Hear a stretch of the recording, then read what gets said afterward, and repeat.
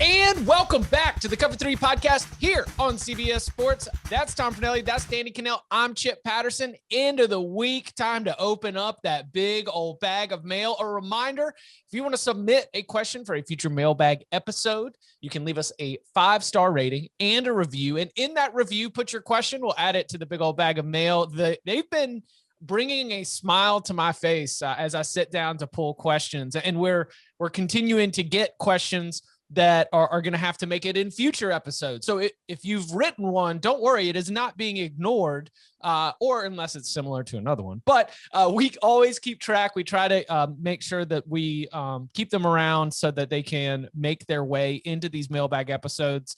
We got great hypotheticals this week. We've got some a guessing game that Tom Fornelli and Danny Cannell will be put to the task on, some rule change suggestions, and of course, everyone's favorite game, what's a better program? So we're going to begin with a hypothetical. This is from, the question comes from the Coast Guard Bears. So, hey, if he's from the Coast Guard and a Bears fan, respect. Hey, guys. If a team could have their QB back on their roster in their current NFL form, but the rest of the roster is unchanged, who is crashing the CFB playoff? Is it Michigan with Brady? Is it Texas Tech with Mahomes? Love y'all. Keep up the great work and the best CFB podcast out there. So it's just a quarterback. The rest of the roster remains unchanged. You bring them back in their current NFL form. Who's making the leap? Who's going to see only things two change? Choices, right? Only two options. No. I think his Brady, Michigan with Brady, Mahomes with Texas Tech. I think he was using those as like the example. Gotcha. Templates. Gotcha. Yeah. I mean, because I would say in that scenario, I would give him I would agree with him on Brady. I would not think Patrick Mahomes. I don't know if Patrick Mahomes had enough talent around him or ever would at Texas Tech. I was going to say Patrick Mahomes with the Chiefs ain't all that different with Patrick Mahomes with Texas Tech. It wasn't that long ago, right? We just saw this play out. So that one I would definitely. You got one, Tom? Man. I think, if you put Russell Wilson back on Wisconsin. Not the Pack. Not the Pack. No, he's not getting there with the Pack. But if you put him back there on Wisconsin there, I think they'd win the West, and then they'd go to Indianapolis, and I think they could give the Buckeyes a run for their money. So Graham Mertz out, Russell Wilson in. You think that upgrade takes Wisconsin to the next level where it can challenge Ohio State? Yeah. Do you disagree? No. I was thinking the Ohio State. I started thinking recency. And I was like, I don't know, bring Justin Fields back to Ohio State. They probably make it to the national championship game again. I started to look at. Here's one. Does Texas A&M make the playoff last year if it has Kyler Murray? Yes. I would say yes. If Kyler Murray in his current state never transferred, he goes back to Texas A&M. Goes to Texas A&M. Make the playoff. Does it have to be in the NFL or could it just be a former player? Because Johnny Manziel could come back too, and I think he might be the difference. No, but in his current form, he's video game league. Like he's out there playing football with plays called by viewers. I mean, in his current form makes this very uncomfortable. But I was like, I think Clemson would take Deshaun over DJ. But in his current form also includes question marks about being able to play. I suppose. What about Matthew Stafford for Georgia? Yeah. I think, and now if the argument is who Herbie makes start him for the first half. That's a great question. I don't know. Has he earned a leadership right yet, or has he learned the playbook yet? Stetson's been here every day this summer, man. I just can't hand you the starting job. I would say Matthew Stafford. I would put Georgia in the playoffs and maybe even a national champion if they had Stafford back, because I have a ton of respect for Stafford. And with the coordinator that they have now, like being more aggressive, open things up. This is kind of a sad one. Does Auburn make it if Cam Newton in his current form? No. That's sad. I know. I don't know. Well, it's been 10. Is it more about Cam or is it more about the players around him? Both. I just think like 5 years ago, I don't think there's a question in anybody's mind that Auburn with that Cam Newton is reaching the playoff. But Cam Newton the last couple of years has been banged up. He's 10. Yeah. Like 10 years ago, we saw Cam Newton throw an Auburn team probably about like that national championship Auburn team talent level. Like I don't have the total talent composite score in front of me, but you could probably say that like Michael Dyer, Tank Bigsby, like you can find a couple spots and be like, yeah, I don't know defensively who would be the Nick Fairley on this Auburn roster that you would say was a real difference maker. We will see, but I don't think Cam Newton in his current form takes Auburn to the college football playoff. Where's Florida State last year with Jameis? A little better. They're definitely better, but I don't think they're going to the playoff. They're not beating Clemson. There's just the roster, I think, is the issue at Florida State right now. The offensive line, that's been an issue no matter who's been quarterback. They would have been better, would have had more production. I forgot an A&M quarterback since we were thinking about, because I was thinking about teams that are there. What about Ryan Tannehill? Oh, in his current form? Yeah. Yeah. And also with Jimbo, that'd be awesome. Yeah. Now, is he playing tight end or receiver? Right. What if you brought back both? If you could bring back Kyler Murray and Ryan Tannehill. Oh, I thought you were going to say, what if you bring back Ryan Tannehill to throw to Ryan Tannehill? So awesome. Which Oklahoma quarterback do you bring back and give Spencer Rattler the boot for? And don't say Caleb Williams, Tom. Baker. Yeah. I mean, probably not Jalen Hurts. You probably go Baker. Yeah. Or Kyler Murray's the other option there too. I got a question for you. If Mitch Trubisky went back to Carolina, would he start? No. For Sam Howell? I don't know if he would either. In his current form. Right. Yeah. Mitch Trubisky. Remember the knock against him? Was it he can't be? And I guess looking back on it, it probably was an appropriate one because he couldn't beat out Marquise Williams for 3 years. Remember? And that was like some of the draft nicks were saying, well, if he couldn't, and I thought it was unfair at the time. I'm like, I was like, good for him for not transferring and waiting his time. But then you're like, maybe if he was supposed to be this unbelievably talented player, he would have beat out Marquise Williams. Yeah, the year before Mitch took over was UNC winning like 11 games, making it to the ACC championship game. They had a bunch of wide receivers that were really nasty, and arm talent, pedigree, everything else says you probably could have had Mitch Trubisky in there, but Marquise Williams did a great job leading that offense. Last one that I think we can even come up with, Darnold at USC. Not definitively an upgrade. Like, no, I think it's an upgrade. I think it's definitively an upgrade, but is it I think it's definitely an arm strength upgrade. My question would be in that offense, because he played in a different offense when he was there. Right. Just the problem with Darnold at USC was the same kind of thing we're still seeing at times in the NFL. It's like the back-breaking turnover was just Jameis Winston, same deal. Exactly. It was always right around the corner, and it felt like every time USC was going in the right direction, anytime it got momentum, he would throw an interception that just completely took it away, and they'd have to dig their way back out of it. So I think that, they could probably get to the playoff with Darnold, but I don't know how much further they would get than that. All right. Here we go. Here's a fun one, though. I mean, I think we know the answer, but it's kind of fun to think of, like, elite QBs, because like Tom Brady's mentioned in the question, can Tom Brady get Michigan to the playoff? Would Aaron Rodgers get Cal to the playoff? No. Really? You don't think in the Pac-12 having Aaron Rodgers? That's a good question. My initial thing would be like, Chip, like, no way. But like, I saw Chad Pennington come to the Dolphins and like turn them around dramatically. Like, and they weren't that talented. Like, Aaron Rodgers might be able to do it in his current form, the belief, but I don't know. Like, and in the Pac-12, I think helps. Is that the headline? Could Aaron Rodgers lead Cal to the playoff in 2021? And then, like, for SEO purposes, like future Aaron Rodgers destinations for Aaron Rodgers rumors, all in the headline. There we go. Yes. Boom. Yes. Hit it. There we go. All right, Danny, pick a number 2 or number 3.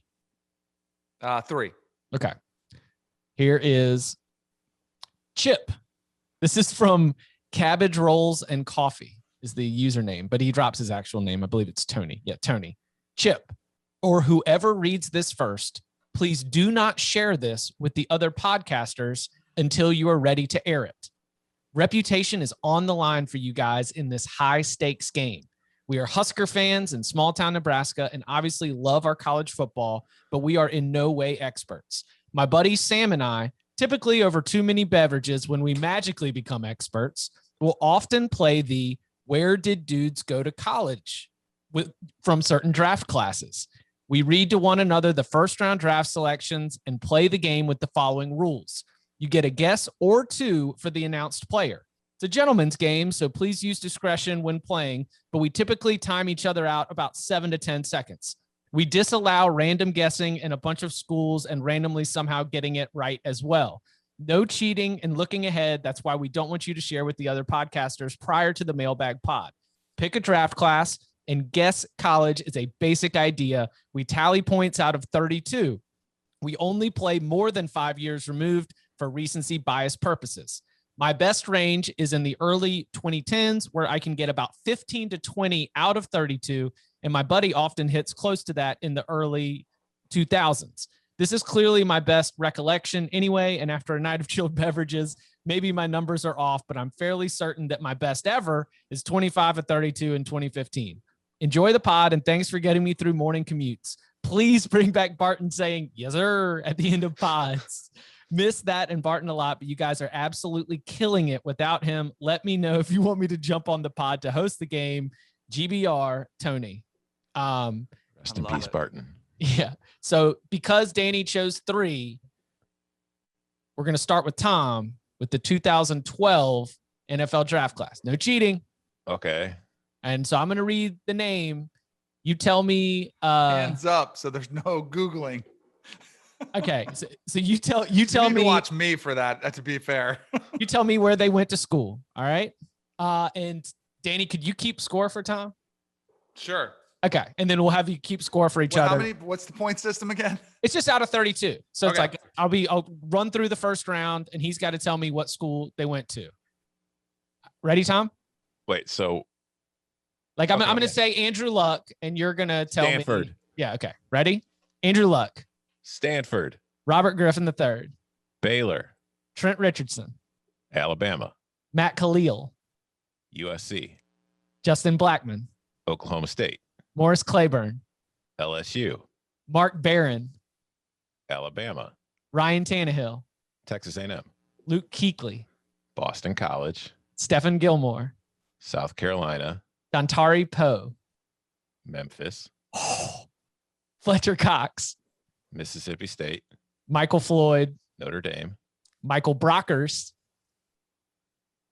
LSU. Ooh, Bruce Irvin.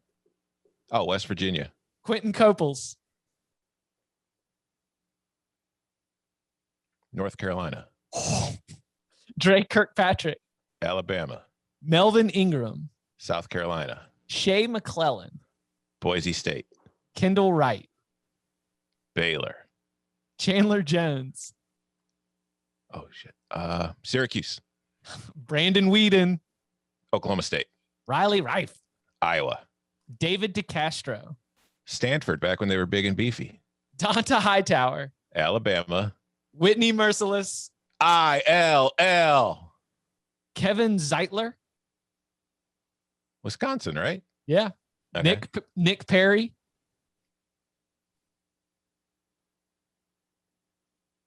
It's one of the LA schools. USC. Yeah. All right, I'll give it to you. It's USC. Harrison Smith. Notre Dame.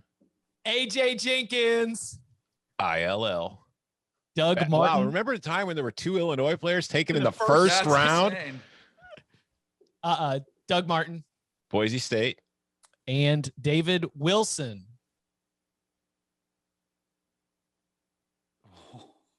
For the perfect score. Virginia Tech. No way, he did it. That's right. Virginia Tech is correct. I think he might have been ACC Player of the Year. It was a pretty good Virginia Tech team, and he was just. There were a couple sketchy ones there where I was kind of guessing.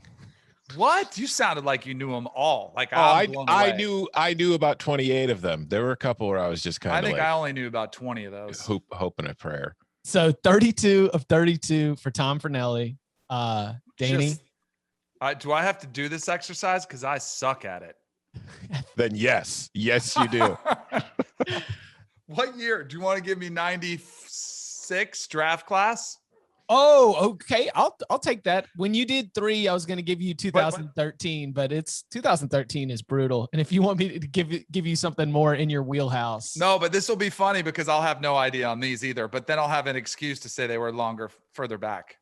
Okay. So you do you want 2013 or do you want 2013? No, I'll go 96. 96. You have it? I can get, that's my year. That's my draft class. Oh, I want to try it. Okay. But I think that's what's going to be funny about it because I don't think I'll know.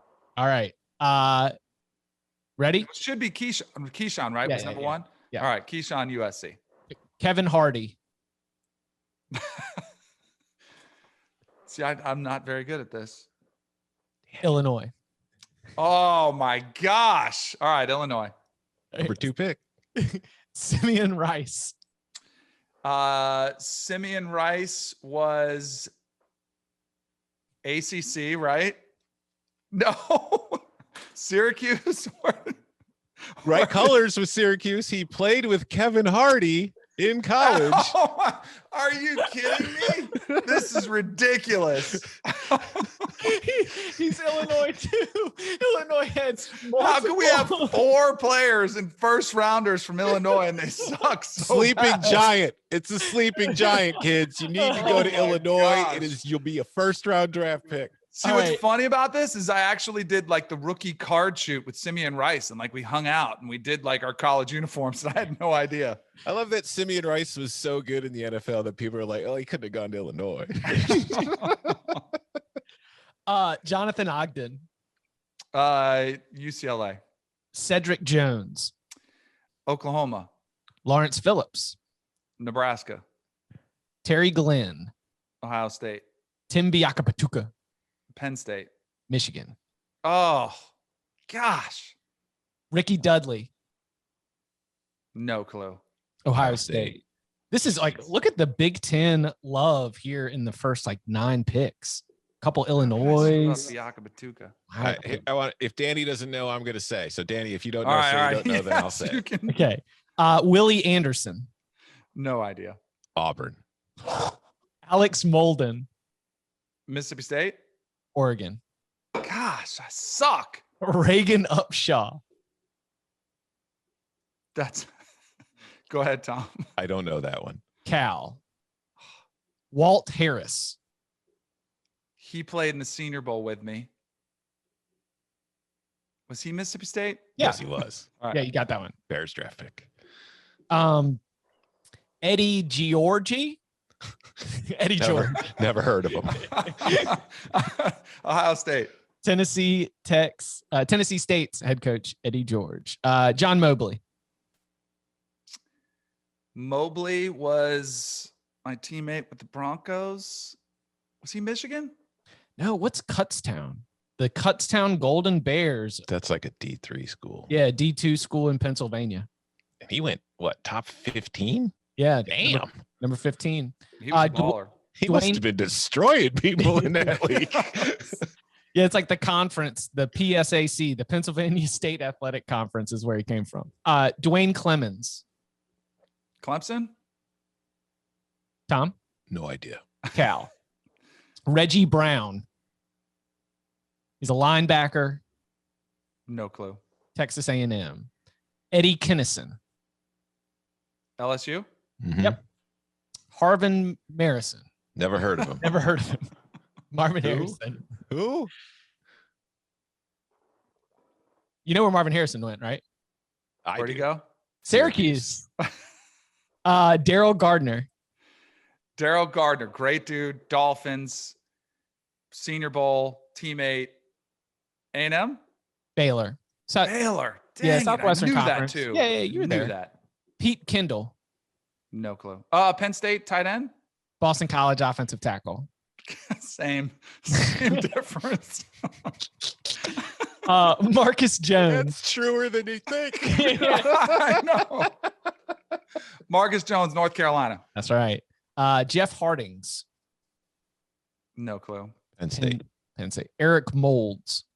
Mississippi State. Yep. Jermaine Super Mayberry. Bowl. No idea. Texas A&M Kingsville. It's another. It looks like another D2 pick here. First round. That's a program that sent a lot of dudes to the NFL. Texas A&M Kingsville. Yeah. Number 26, Ray Lewis. John Michaels. No idea. USC. Yeah. Okay. Jerome Woods. No clue. I remember the NFL player. I don't remember where he went to school. Memphis. They were independent at the time. Jermaine Stevens. No clue. North Carolina A&T. Let's go. Andre Johnson, the tackle. Oh, okay. Oh, I was gonna say I don't remember Andre Johnson going that late in the first round. I don't know, Danny. I don't know either. Tackle Penn State. Alex Van Dyke. Pitt. Nevada, wide receiver from Nevada. And then that was finally Alex Van Pelt was the Pitt quarterback. And then finally Leland McElroy. Texas. Running back, Texas A&M. So close. Gosh. I suck. What did I get? 10? Did I get a third? I think the counter's broke. Sorry. Yes, I think so too. Tom blitzed through it, and then we landed in 1996. Who do you remember the picks that were like right around you? Me? No, I remember the quarterbacks that were taken ahead of me, but I don't remember the picks. Tony Banks was the first quarterback that was taken out of Michigan State. Jeff Lewis out of Northern Arizona was taken by the Broncos. Bobby Hoying was taken by the Eagles. And then I was taken by the Giants. New York Football Giants. Chip, are you going to go through this? By the way, I think this guy's got a great idea.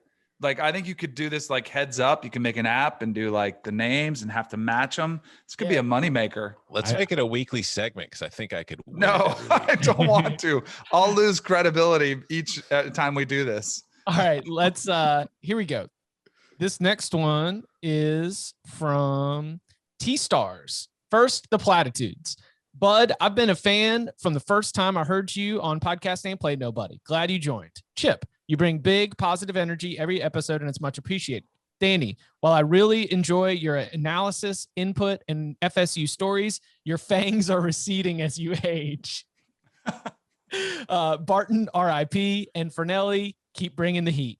Where I need advice. My birthday falls on a Saturday this year, and my wife is gifting me a trip to travel to any game of my choosing for that Saturday. My game day experience starts and stops at Beaver Stadium. I live in Vermont, where CFB, with the exception of the undefeated Middlebury Panthers, is non-existent. I want excitement and a good contest. Here are the games I'm considering. I'd like to hear which games locations the crew would pick for a first-time attendee. Here are the options. Northwestern at Nebraska. And he said classic Big Ten field position battle. Texas at TCU. Ole Miss at Alabama. Florida at Kentucky. Michigan at Wisconsin. Texas Tech at West Virginia. Auburn at LSU. I expect this as a default answer because Death Valley. Thanks, guys, and keep up the great work. I think Auburn LSU is the easy one. I think there's three choices. I think it's Auburn LSU, Ole Miss Alabama, or Michigan Wisconsin. I was kind of thinking Michigan Wisconsin. I think that could be fun. But what date? When is this? I was gonna grab that next so I could figure out what. And the Bama game is in Oxford or is it in Tuscaloosa? It is in Tuscaloosa. Yeah. See, if it was Then in I Oxford, that would be my. Yeah, me too. Go-to. That one just dropped a notch for me. Yeah. And the Wisconsin game's in Madison. Yep. But it's the Michigan game. That's early October. That won't be too bad. That's perfect. Falls, leaves changing. See, my thought here is I think best atmosphere is far and away going to be the Auburn LSU game at Tiger Stadium. That would be a great time. It's just, I don't know if the game's going to be that great. I think that Alabama Ole Miss would be a lot better if it was in Oxford, but I think that game could be huge. Like, I don't think any of us have Ole Miss winning the SEC or anything. It's just, as we've talked about, Ole Miss is one of those teams that really gives Alabama problems, and it could be one of Alabama's biggest tests. And it's like, if Alabama's going to lose a game, that might be the game it loses. So you might be able to say you were at that game. Michigan, Wisconsin is kind of the similar situation to LSU Auburn, where it's going to be an awesome atmosphere, and it could be important, but it could also just be Wisconsin beating up on a Michigan team that finishes 8-4. Wow. I think but you could also that's the risk that you run. Yeah. I do think the Auburn LSU is probably the most competitive game, no matter what. Yeah. And then I would go Wisconsin, Michigan, Wisconsin. And then I do think, like, as much as we're all good on Ole Miss, like, there's also a chance that there's a huge blowout factor. Yeah. Like that could, and like, you're telling me that Saban isn't bothered by everyone last year who said, look at all the numbers that Ole Miss put up against Alabama. Like, some of that's going to get addressed. I don't think so. Like, I think that the reason that that's compelling is because, like, Ole Miss said, we're going to score 40, and Alabama said, well, that's fine because we're locked and loaded to score 60. And is the new Alabama offense, if put to the test, if they're in a 14-0 hole, are they going to run through Ole Miss?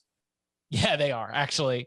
That they probably are. Like, I just imagined Ole Miss's defense even against a reloaded Alabama offense, and I don't think I think Alabama probably wins that game. I throw out Northwestern Nebraska. I throw out Texas at TCU. I throw out Florida at Kentucky, though much love to the big checkout line at Kroger Field.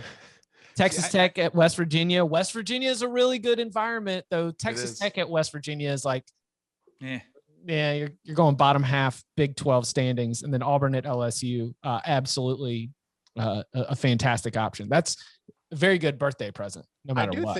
And I want to update, right? Like, we need to find out what goes down. T-Stars, Texas TCU is low key a good time. That I don't think. But would you do it in Fort Worth, or would you rather have it in Austin? Oh, I'd rather have it in Austin. I'd rather have that game in Austin. That was going to be my that was going to be like my pivot, because I think TCU Texas is a great game. Like, I think competitively it would be a really, really fun game to go to, but I'd rather be in Austin for that one. You could also do Illinois and Charlotte in Champaign.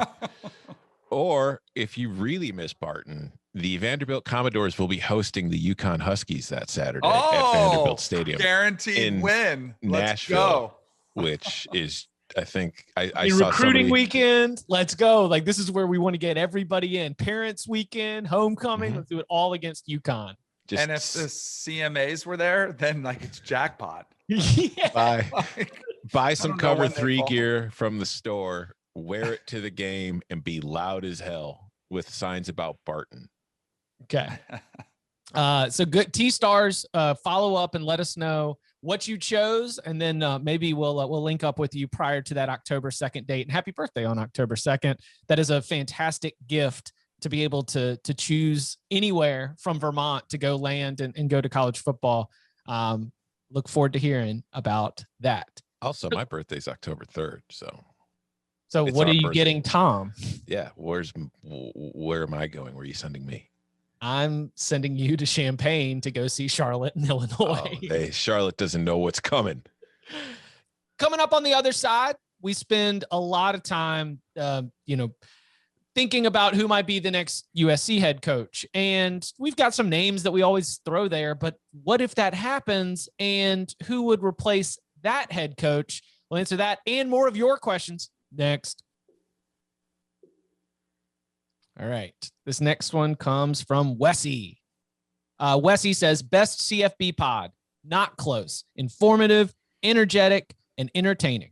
Penn State fan by marriage, still paying for her degree, so I've earned the right to root for them over James Madison. Shout out to student loans.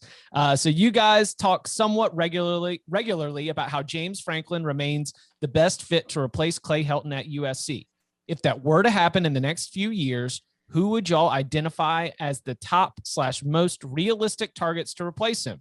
Luke Fickell and Matt Campbell are probably the most obvious answers, but could you foresee Penn State having difficulty attracting either guy? And are there other names that you would not be surprised to see connected to the job? And who should we as Penn State fans hope for? Well, I think the questioner nailed the top two targets. Fickell and Campbell? Yeah, Fickell and Campbell are the first two places I'd go. Number 3 on my list, and again, this isn't a guarantee as somebody that you'd be able to lure away, but the third person on my list would be Mark Stoops. Great hire, right? Mm-hmm. I think that makes a ton of sense. He's from Ohio, so he's obviously at Kentucky. You know, they've recruited in the state of Ohio very well. He's got Big Ten connections. He's got history in the conference, and maybe, you know, you could be like, you know, you've done a great job at Kentucky, but you've kind of reached what your ceiling is there. If you come here, you can compete with Ohio State. You could compete for playoff berths, especially in an expanding field era. So I think that would be where I go. Because I think that honestly, that would just, I think Fickell and Campbell are 1 and 2, but I think Stoops would be a tremendous fit for Penn State.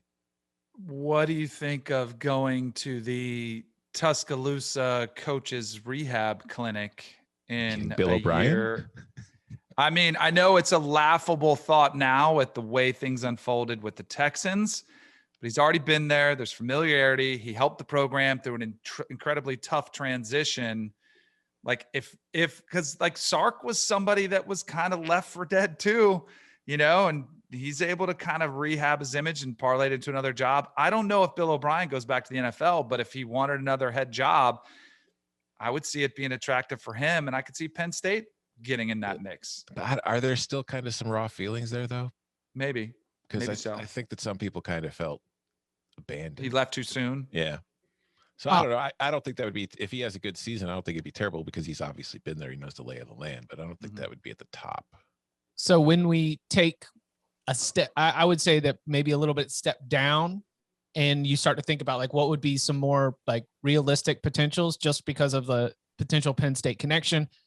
If Joe Moorhead is tearing it up as Oregon's offensive coordinator, and you obviously love what he was able to do at Penn State, that could be an option for him to come back.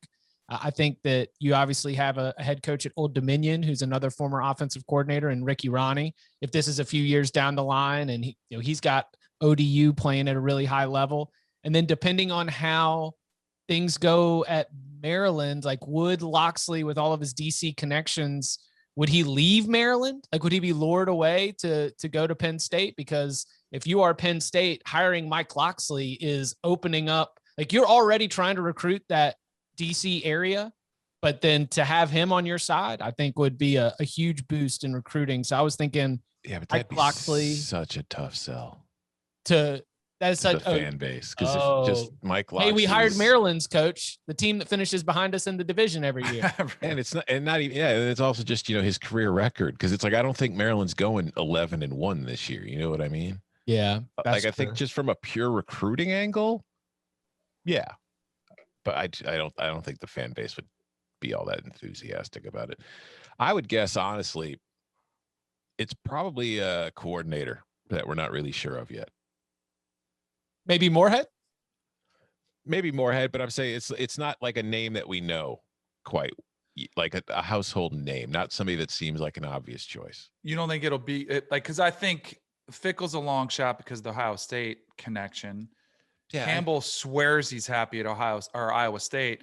What about a Jamie Chadwell? Because it seems like Napier's Southern, if that was the next if he backs it up and has another incredible year for Coastal, you could see that one maybe making some sense. Again, some of this has to if you guys are right and Helton gets fired and Franklin's there in 1 year, we might be having this conversation. Yeah. Jamie Chadwell, if he plays this into Penn State, that is one of the best breaks that you could have, because like this Coastal Carolina success is recent. Like this is, we have been a nuclear, just like explosion onto the scene. If he can do another double-digit win season, that would be very, very impressive. Penn State fans, but let us know who you think it should be if James Franklin leaves, or who you want. Leave us a 5-star review and tell us who you would want to replace it. We're already sending James Franklin to USC. Apologies to USC already fans. A done deal. Yeah. You heard it first. Okay. This one is This is another hypothetical, and I know that it's it's got some layers to it. So we're going to have to really be sharp here to make sure that we understand what they're looking for. This is from Rev, the pod of pods. Not only is the content great, but Tom, conviviality. Conviviality. He says the conviviality feels genuine and welcoming. Genuine and welcoming are great. I'll take those, but I don't know what that other word means. Listening to this pod feels like hanging out with some being friendly. Cool. Listening to this pod is like hanging out with some old friends who love college football as much as I do. Of course, the host may not know it, but I suspect their voices helped get a lot of folks through a pretty tough year. I know that's true for me. Here's my question. The playoff committee has just announced the field for this coming season, and all the headlines are amazed that none of the 4 contenders who made it had even won their respective conference in the playoff era prior to this year. Who are the teams? Never made it or made it the last year? Haven't won their conference. Since 2014.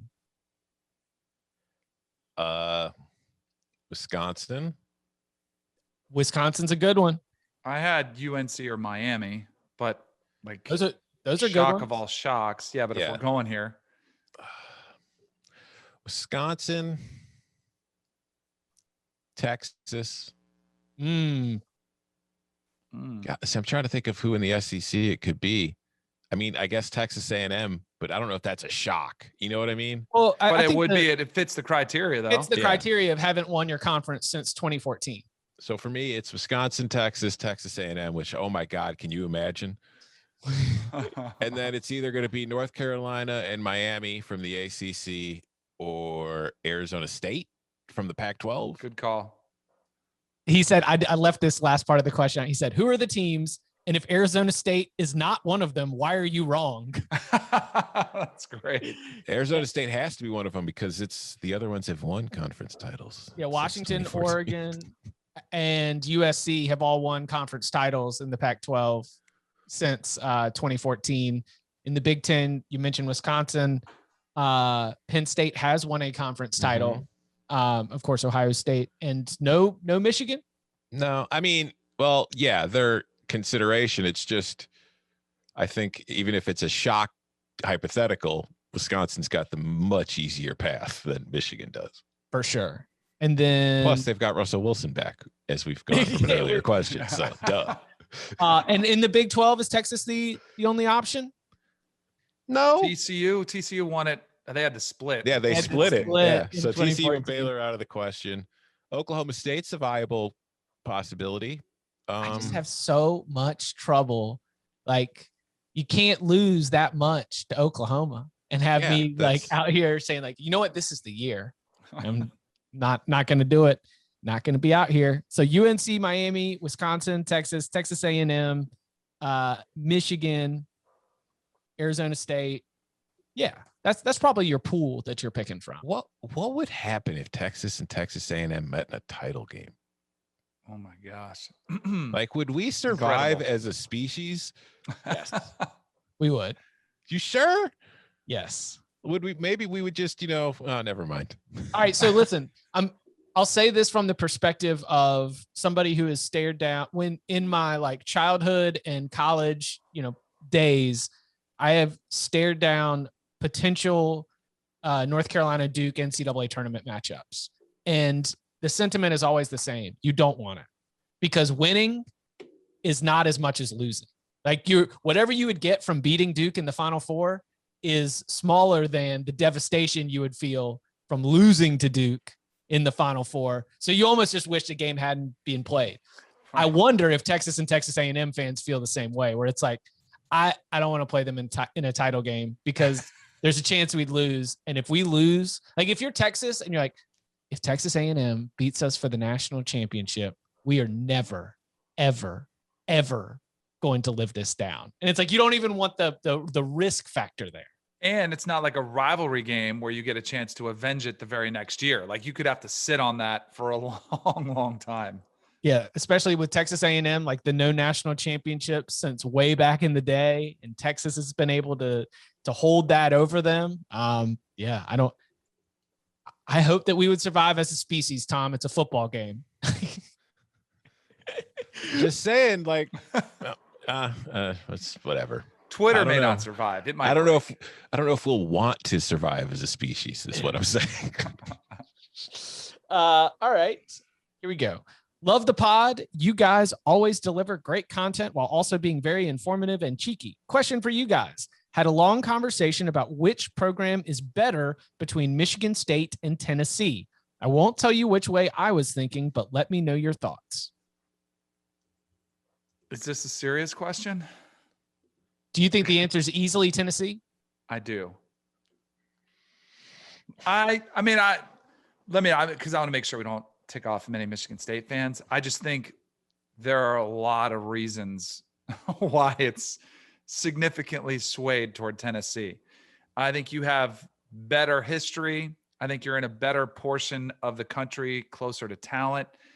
I think your conference is slightly better positioned than Michigan State. You have the state to yourself. There's no school that's looming over you that most this Michigan State fans are no. But most players would probably rather go to the other school in your state. I just think there's a lot of significant challenges for Michigan State that Tennessee doesn't have. And Tennessee's been a dumpster fire. But I'm looking at, all right, if you can get both programs back to relatively healthy positions, I still think Tennessee is the better job. I mostly agree. Although I don't know. I mean, only school in the state. Vandy's coming. Memphis is there. That's right. My bad. Dang it. But sorry, Barton. No, I do think that most of your arguments are the correct ones, though, because I think that Michigan State, you're never going to be Michigan. And even after Barton and Clark Lee improve Vanderbilt into SEC East Division contenders, it's still going to be a while before they have the history and the reach of Tennessee within that state, just based on what Tennessee has done. So I think, Tennessee's probably the better job, which would make it the better program in theory. But I think recently, obviously, Michigan State's had far more success. But I also think that the success that Mark D'Antonio had at Michigan State could kind of skew things a bit to even make this a question to consider, which I don't think that. I mean, I know Michigan State's had plenty of historic success in the past, like it's won national titles, but I mean, Nick Saban couldn't win there. But I do think if you wanted to try to make a case where Michigan State was better, I think the volatility of the Vols fan base, like you could go 10-2, but if you lost to Florida and Alabama, you could get fired, right? Mm-hmm. Like there's the expectation of we want to be back when we were Philip Fulmer, years. And I don't know, like you go, I don't know. But that being said, Mark D'Antonio came under a lot of heat towards the end of his tenure too. The was it loyalty to his assistants that ended up being like one of the big gripes down there near the end. And Tom, if I remember correctly, have you said on this podcast that Lansing is a very nice place? Oh, it's a wonderful campus. Yeah. I want to get up there because part of me is thinking about being in Knoxville for bad Tennessee teams and still seeing an awesome game day environment and still seeing the like tens of thousands of fans that are still showing up and going through the rhythm. Like why? Because they live, 2 hours away or an hour and a half away. Because like you mentioned, Danny, it is one program, it is the flagship program for the state. And so everything just like kind of descends on Knoxville for that one day. And the environment is really fun. And it's like it is the sign of a healthy program. And then they kicked the ball off and they got thumped, right? Like everything looked like, man, this is a really competitive program. And so to have that loyalty, I mean, it is volatility from the fan base without a doubt, but like to have that loyalty, I think that's a great thing in terms of when we're judging programs. And I have not been to Michigan State to take in the game day atmosphere. I do want to, preferably more like in the late September, early October than like November 14th, rainy and 42 degrees. October 2nd, hosting Western Kentucky. Could be an opportunity. Or if you prefer, the week before on September 25th, they're hosting Nebraska. See, now that's like, you're right. If you're going to East Lansing for a game, you want to go in late September, early October. You don't want to wait till too late in the season. And then you're like welcoming it. You're like, oh, it was so hot back in North Carolina, and this is just awesome, and it's crisp. The humidity is gone. All right. Still dicey though. I mean, I've been to East Lansing. Still dicey even in October. You don't know exactly what you're gonna get. Yeah, but the leaves are starting to change color a little bit. It's getting a little prettier. Yeah. All right. Last question. This one comes from Nate. Hi guys, love the podcast. Danny's like the Norm Macdonald of college football. I think that's a good thing. He said Norm Macdonald of college football with SEC comments going for that response, much like Norm did on Weekend Update on Saturday Night Live. Very punk rock. We've seen recent rule changes in football, and I've got one more to try. If a coach or player is about to be ejected, they can either take the ejection as is, or they have to remove one player from the field for the rest of the game. Thoughts? Thanks, guys. Nate. What, you get to pick which player you send off? I think that's the idea, is like if your star defensive end is about to be ejected, in which case you would get to replace him with a substitute. How quick is that kid entering the portal? Exactly.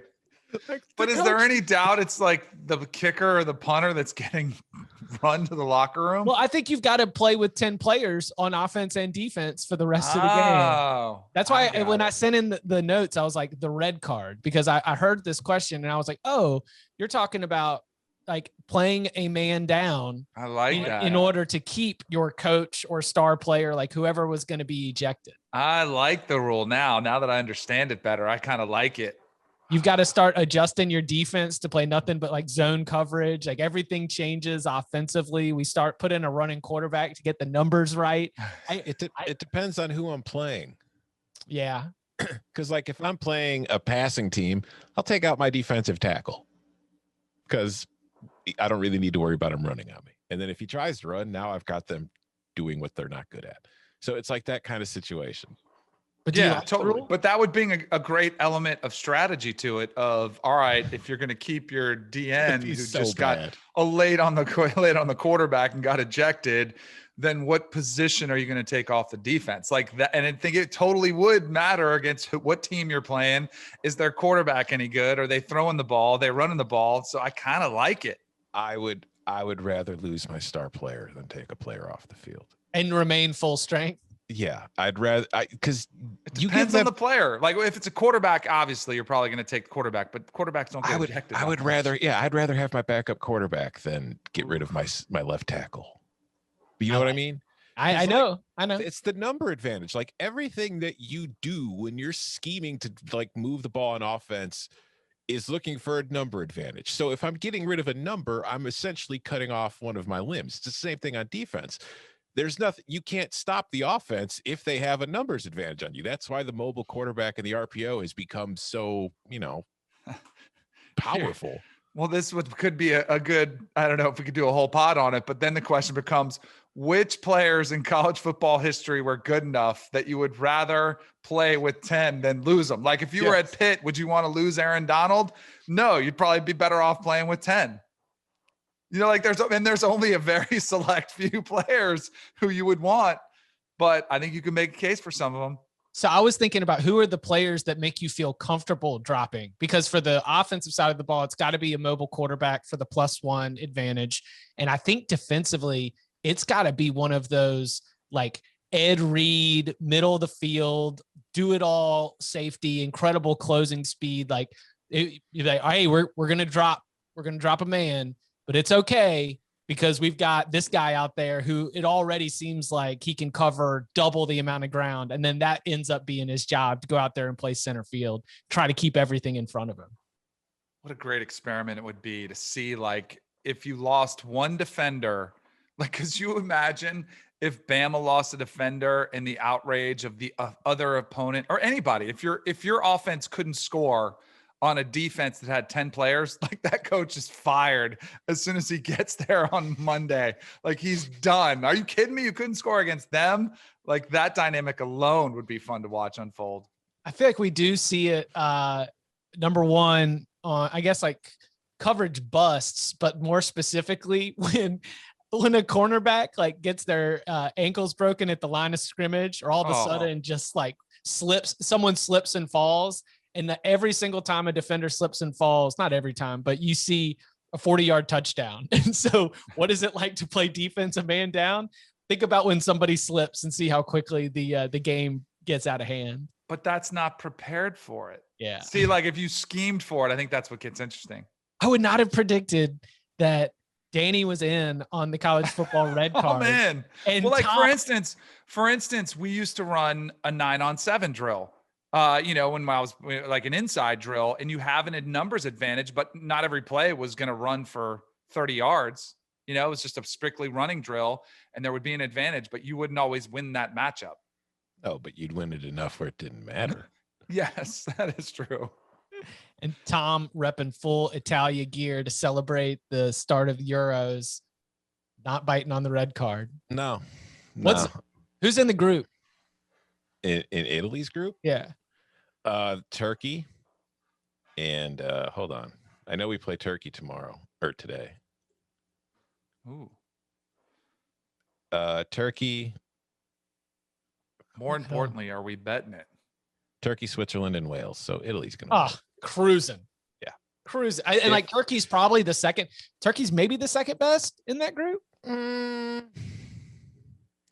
They could be. I think Switzerland's pretty good. Switzerland's got a lot of talent. I think Wales is probably the worst team in the group, but they're still not a bad team. They've got some really good players. But they. Do you have any futures? Or are you just okay? What are your Euro futures? Well, I've got Italy winning Group A because, hold on, I can open it up here real quick for you. I was not prepared for this segment. Are these will these be on CBSSports.com? Like, are these official picks or are these Fornelli personal account? These are Fornelli personal accounts. Love it. We're getting insider access right here.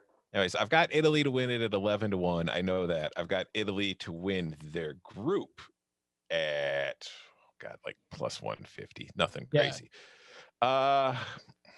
Team futures. All right. To win, France is the favorite at plus 460. Honestly, probably the best bet. But England at 6-1, don't know. Yeah. It's a Michigan situation where the fan base is just so huge that the sports books have to cover their ass just in case. I love my favorite long shot right now is Portugal at 8-1.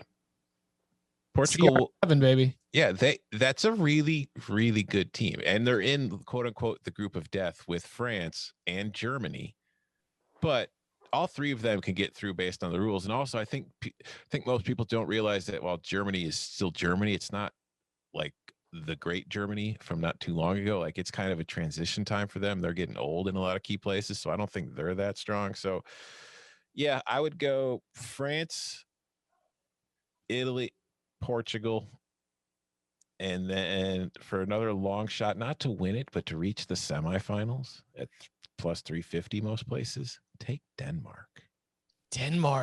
Little dark horse. All right, Danny and I are out here like, got it. Write them down. And you, Cover 3 listeners, I hope that you all have it too. A little bonus Euro picks here to get your podcast rolling on a Friday. That action starts soon, so be sure to go ahead and get those picks in. You can follow him on Twitter at Tom Fornelli. You can follow him at Danny Cannell. You can follow me at Chip_Patterson. Gentlemen, thank you very much. Forza Zerg.